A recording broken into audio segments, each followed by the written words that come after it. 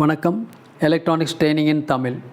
Electronics training இன் தமிழ் சேனலில் இன்றைக்கி நான் பார்க்க போகிற வீடியோ ஒரு இன்வெர்ட்டர் 9 வாட்ஸ் ஒரு பல்ப் எரி வைக்கக்கூடிய இன்வெர்ட்டர். இப்போ நீங்கள் பார்த்துட்ருக்கீங்க இல்லையா, லாஸ்ட் கிளாஸில் பார்த்த ப்ராஜெக்ட் அது வேறு. அது ஒரு 9 வோல்ட் பேட்டரியில் ஒர்க் பண்ணுற மாதிரி ஒரு ப்ராஜெக்ட். ஓகேங்களா, சிம்பிளாக நம்ம யூஸ் பண்ணுற ப்ராஜெக்ட் யூஸ் பண்ணுற ஒரு 9 வோல்ட் பேட்ரி. அதில் கிட்டத்தட்ட ஒரு 1 ஆம்பியர் தான் ஸ்ட்ரென்த் இருக்கும், இல்லை அது கம்மியாக தான் இருக்கும்.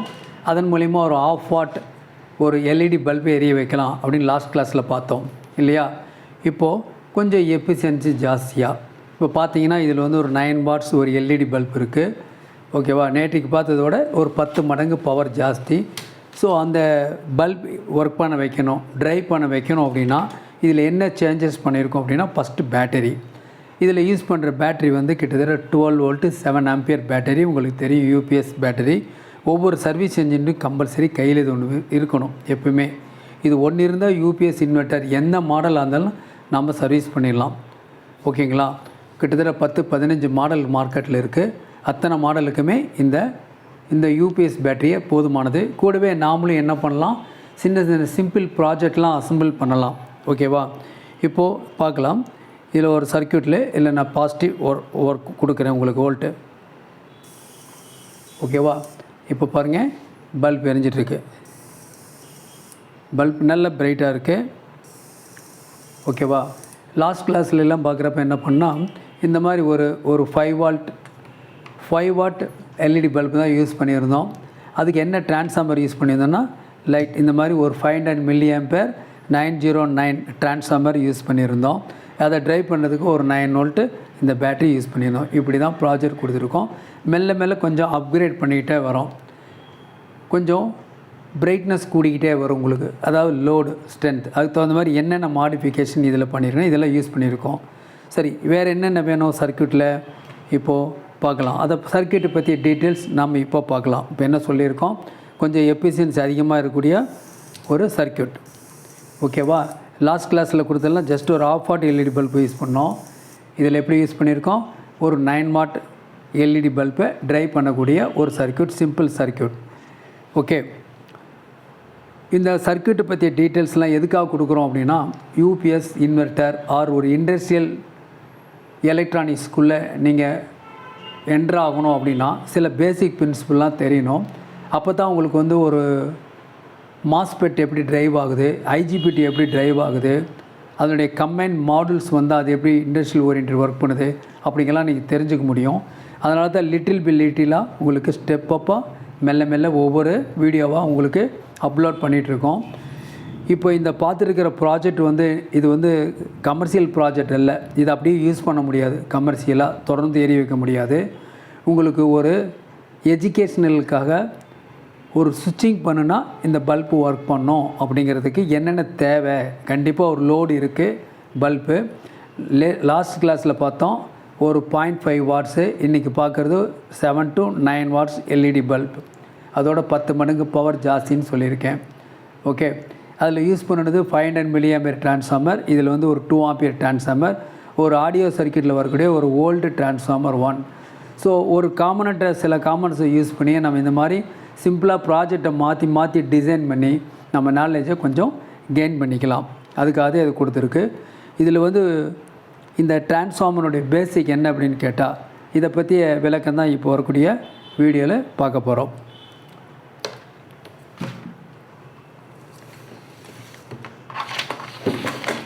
இப்போ பார்க்கலாம். இதான் சர்க்யூட், லாஸ்ட் கிளாஸில் கொடுத்த அதே சர்க்யூட் தான். என்னென்ன மாடிஃபிகேஷன் இதில் இருக்குது இதில் பார்க்கலாம். இதில் பார்த்தீங்கன்னா இந்த இடத்துல 9 வோல்ட் இருக்கு இல்லையா, இந்த 9 வோல்ட்டுக்கு பதிலாக இந்த இடத்துல 12 வோல்ட்டு 10 ஆம்பியர் யூபிஎஸ்க்கு வரக்கூடிய பேட்டரி யூஸ் பண்ணியிருக்கோம். சேம் இதே ரிலே தான் யூஸ் பண்ணியிருக்கோம். ஓகேவா, இதில் இந்த ரிலேவோட கான்ஃபிகரேஷன் ஒரு 12 வோல்ட் ரிலே யூஸ் பண்ணணும். உங்களுக்கு ஏற்கனவே ரிலே பற்றி டீட்டெயில்ஸ் எல்லாமே கொடுத்துருக்கேன். சப்போஸ் நியூ கமர்ஸ் யாராவது இருந்தீங்கன்னா ப்ரீவியஸ் வீடியோஸை பார்த்துட்டு வாங்க, ரொம்ப யூஸ்ஃபுல்லாக இருக்கும். ஓகேவா, இது ரெண்டும் வந்து காயில் கனெக்ஷன், இது வந்து போல், இது 2 வே. இந்த இடத்துல ஒரு டிரான்ஸ்ஃபார்மர் இருக்குது. இதில் லாஸ்ட் கிளாஸில் 909 யூஸ் பண்ணியிருந்தோம். இப்போ அதுக்கு பதிலாக 12 0 12 டிரான்ஸ்ஃபார்மர் யூஸ் பண்ணியிருக்கோம். லாஸ்ட் கிளாஸில் யூஸ் பண்ண டிரான்ஸ்ஃபார்மர் வந்து ஒரு 500 மில்லி ஆம்பியர் யூஸ் பண்ணியிருந்தோம். இப்போ என்ன பண்ணியிருக்கோம், அதுக்கு பதிலாக என்ன பண்ணியிருக்கோம், ஒரு 2 ஆம்பியர் டிரான்ஸ்ஃபார்மர் 1 வோல்ட் ஒர்க் பண்ணால் போது யூஸ் பண்ணியிருக்கோம். இது வந்து இந்த சர்க்யூட்டில் இது ப்ரைமரியாக ஒர்க் பண்ணணும்னு சொல்லியிருக்கோம். இது சுவிட்சிங் ஆகும். தென் செகண்டரியில் என்ன வரும் உங்களுக்கு, இந்த இடத்துல 230 வோல்ட் வரணும். இன்வெர்ட்டர்னால் அதுதான் கரெக்ட், டிசி டு ஏசி. ஆனால் இதில் அப்படி இல்லை. இது நம்ம படிக்கிறது வந்து ஒரு எஜுகேஷனல் பர்பஸ். இப்படி பண்ண வைக்கலாம், சுவிட்சிங் மஸ்ட் அப்படின்னு தெரிஞ்சுக்கணும் அப்படிங்கிறதுக்காக இது கொடுத்துட்ருக்கோம். இந்த டிரான்ஸ்ஃபார்மரினுடைய ப்ரைமரிக்குள்ளே என்ன பண்ணுறோம், டிசியை கொடுக்குறோம். அந்த டிசி என்ன பண்ணுறோம், சுவிட்சிங் பண்ணுறோம். விட்டு விட்டு கொடுக்குறோம். விட்டு விட்டு கொடுக்கும் பொழுது, டிசி விட்டு விட்டு கொடுக்கும்போது அது ஏசியாக மாறும். அப்படிங்கிறது தான் இந்த கான்செப்ட். இதுதான் இன்றைக்கி இல்லை, நாளைக்கு வரைக்கும் இதுதான் ஃபண்டமெண்டல் பேசிக். யூபிஎஸ், இன்வெர்ட்டர், எமர்ஜென்சி லைட் எல்லாத்துலேயுமே. ஓகே, இந்த சுவிட்சிங் பண்ணுறோம் இல்லையா, இதுதான் நிறையா மாறும். ஏகப்பட்ட சர்க்யூட் இருக்குது. டிரான்சிஸ்டர் வச்ச சர்க்யூட் இருக்குது. ஓகேங்களா, ஐசி வச்ச சர்க்யூட் இருக்குது. அதை அடுத்தடுத்த வீடியோவில் பார்த்துக்கலாம்.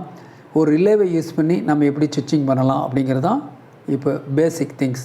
ஓகேவா, இதை கமர்ஷியலாக யூஸ் பண்ண முடியாது. ஜஸ்ட் ஒரு மொமெண்ட்லி ஒரு எக்ஸ்பெரிமெண்ட்டுக்காக, உங்களுக்கு ஒரு சயின்ஸ் எக்ஸ்பெரிமெண்ட்டுக்காக நான் உங்களுக்கு இதை கொடுத்துட்ருக்கேன்.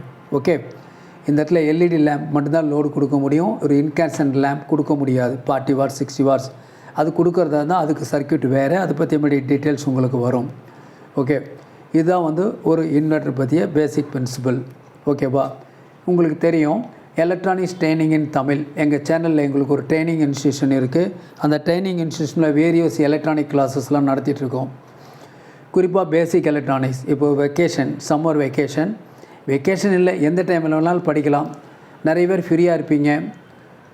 பார்த்துட்ருக்க பேரண்ட்ஸ் உங்கள் குழந்தைகளுக்கு இன்ஃபார்மேஷன் பண்ணுங்கள், அவங்கள படிக்க வைங்க. ஆன்லைன் கிளாஸ் தான்.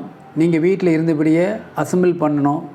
மினி ப்ராஜெக்ட், இந்த மாதிரி மினி ப்ராஜெக்ட் ஒரு 10 ப்ராஜெக்ட் அசம்பிள் பண்ணி சப்மிட் பண்ணணும். ப்ராஜெக்ட் ஒர்க் பண்ணலைன்னா என்னோட காண்டாக்ட் பண்ணி கேட்கலாம். மதியம் 1 to 2. அதன் மூலிமா உங்கள் நாலேஜை நீங்கள் அப்கிரேட் பண்ண முடியும், டெவலப் பண்ணிக்க முடியும். ஓகேங்களா, வருங்காலம் ஃபுல்லாக எலக்ட்ரானிக்ஸ் அப்படிங்கிறத மறந்துடாதீங்க.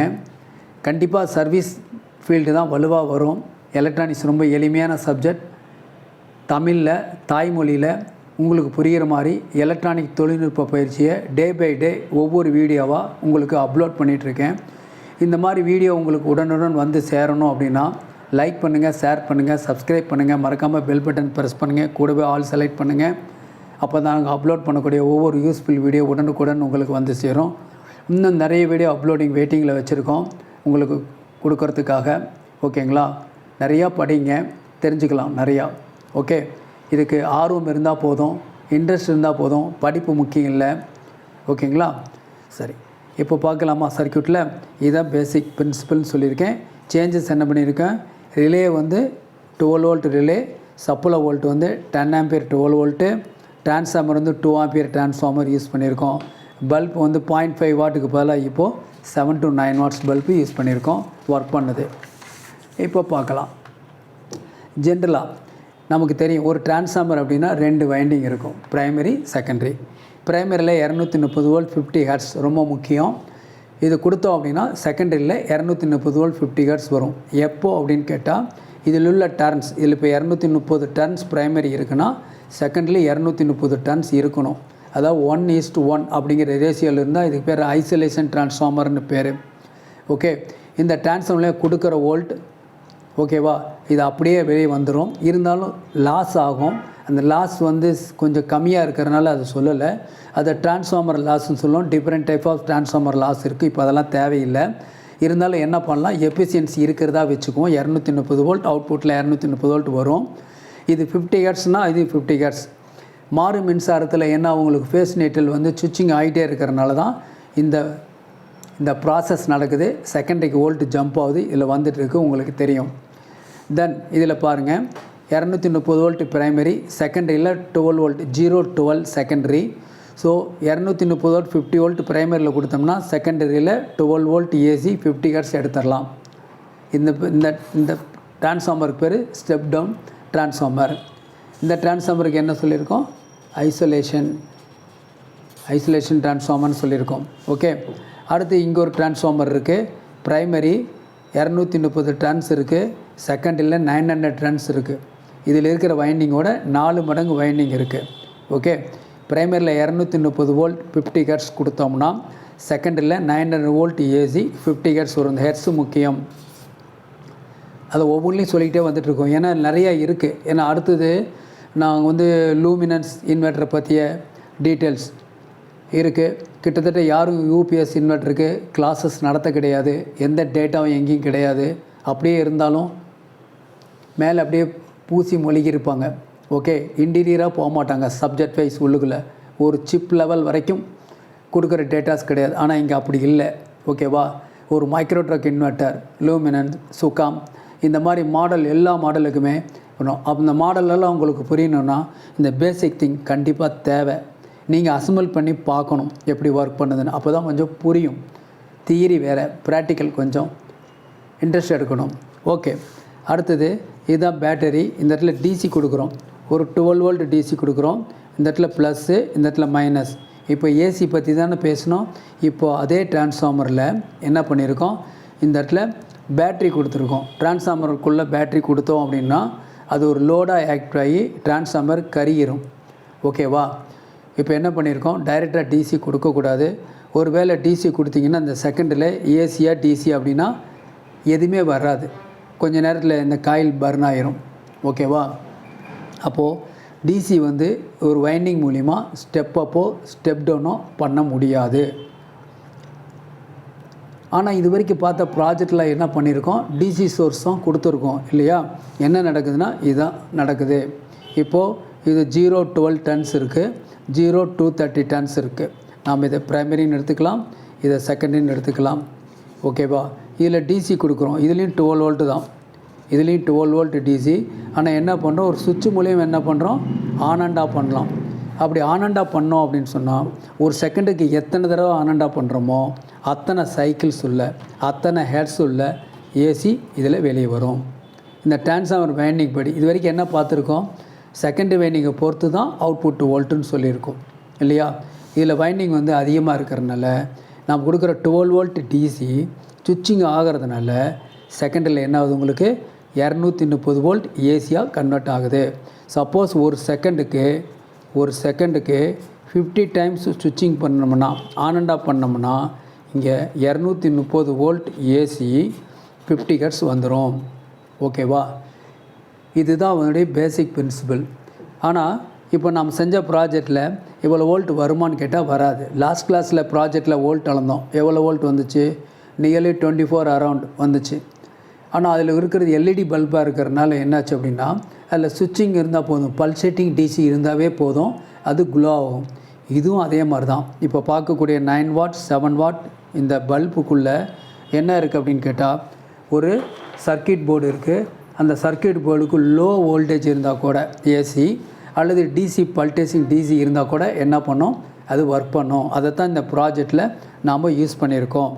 ஓகே, இப்போ நம்ம என்ன பண்ணலாம், ப்ராஜெக்டில் எத்தனை வோல்ட் வருது அப்படின்னு நம்ம செக் பண்ணி பார்க்கலாம். ஓகே, பார்க்கலாம். இப்போது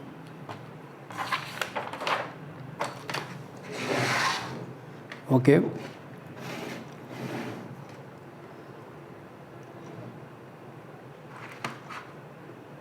ஒரு மல்டிமீட்டர் எடுத்துக்கலாம். டிஜிட்டல் ஆர் அனலாக் எந்த மீட்டர் வேணால் எடுத்துக்கலாம். இந்த மீட்டர் தான் இருக்கணும்னு அவசியம் இல்லை. உங்களுக்கு எது மீட்டர் நல்ல பரிச்சயமோ அந்த மீட்டர் எடுத்துக்கலாம். இப்போ பார்க்கலாம். இந்த இடத்துல ஒரு மீட்டர் இருக்குது. இதில் பவர் ஆன் சுவிட்ச் இருக்குது. பவர் ஆன் பண்ணோன்னா மீட்டர் ஆன் ஆயிரும். இந்த மீட்டரை பற்றி ஏற்கனவே சொல்லியிருக்கேன். 9205 இந்த மீட்டர் நியர்லி 500 rupees வரும். இந்த மீட்டர் சம்வாட் குட் ஒன். இப்போ நம்ம லேர்னர்ஸ் பிகினர்ஸ் இதில் இந்த மீட்டரே போதுமானது, காஸ்ட்லி மீட்டர் வேண்டியதில்லை. இதில் எல்லாமே தேவையும் இதுக்குள்ளே இருக்குது. கம்ப்ளீட்டாக ஏசி வோல்ட் அளக்கலாம், ஹை வோல்ட் வரைக்கும். அதேமாரி டிசி வோல்ட் ஹை வோல்ட் வரைக்கும் அளக்க முடியும். ஆம்பியர் 10 ஆம்பியர் அளக்க முடியும். ஓகே, அதேமாரி கெப்பாசிட்டன்ஸ் செக் பண்ண முடியுமா, கெப்பாசிட்டன்ஸ் செக் பண்ண முடியும். கிட்டத்தட்ட நியர்லி 200 மைக்ரோஃபாரட் வரைக்கும் இதில் அளக்கலாம். சர்க்கியூட்டுக்குள்ளே அப்படின்னா இந்த 200 மைக்ரோஃபாரட்டுக்குள்ளே தான் இந்த கெப்பாசிட்டன்ஸ் வேல்யூஸ் எல்லாம் வரும். ஸோ ஒரு கண்டினியூட்டி செக்கர் இருக்குது. எல்லாமே இதில் ஸ்பெசிலிட்டிஸ் இருக்குது. தேவைப்படுறவங்க என்னுடைய வாட்ஸ்அப் நம்பருக்கு கால் பண்ணுங்கள். நான் உடனே கொரியரில் உங்களுக்கு அனுப்பிச்சி விட்றேன். ஓகேங்களா, சரி. இப்போ என்ன பண்ணலாம், இதில் எவ்வளோ வோல்ட் வருதுன்னு பார்க்கலாம். நான் மீட்டர் வந்து 200 வோல்ட் ஏசியில் செட் பண்ணி வச்சுருக்கேன். அப்ராக்சிமேட்டாக வரும்னு ஒரு நம்பிக்கையில். ஓகேவா? இப்போது இதில் பார்க்கலாம்.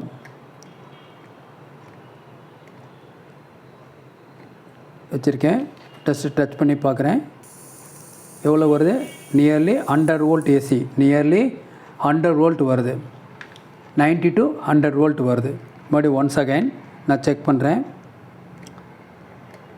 இந்த பேட்டரியோட எலக்ட்ரோட்ஸ் இருக்கு இல்லையா, அது வந்து நல்லா ஸ்க்ராப் பண்ணி இருக்கணும். ஓகேவா? அப்போ தான் நம்ம அதை யூஸ் பண்ண முடியும். சரி, பரவாயில்ல. இப்போ நான் செக் பண்ணி காமிச்சேன். ஒரு ஒயர் ஒன்று கட் ஆயிடுச்சு. இதோட இணைக்கணும், கொஞ்சம் டைம் ஆயிரும். எவ்வளோ வோல்ட் வந்துச்சு?